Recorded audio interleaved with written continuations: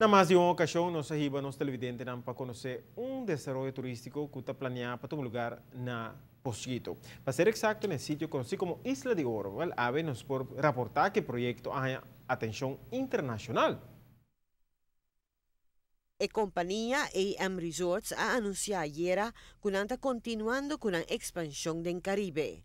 Den Caribbean Journal, a companhia anuncia propriedad novo del Caribe, lo que significa que lo drenta el mercado de Aruba.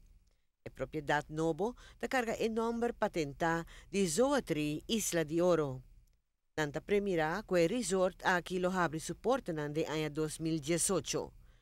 Nos anticipa significante oportunidad para inversión en América en 2005, según Alejandro Zozaya, quien es el Chief Executive Officer de la compañía mama Apple Leisure Group.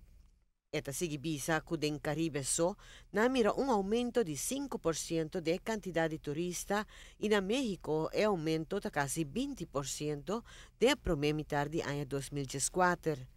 Isla de Oro lo da el primer resort que carga estampa de Zoatri na Aruba y lo conta con 16 suites. El otro, sin embargo, es de dos propiedades en Caribe holandés, ya que na Curaçao no conoce Sunscape Curaçao Resort Spa and Casino. Para Noticia de Noche, Emily Hudson.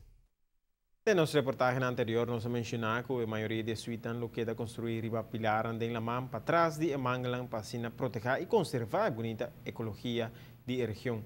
Gradualmente, o desenvolvimento turístico de Aruba está plamando riba inteira nos isla.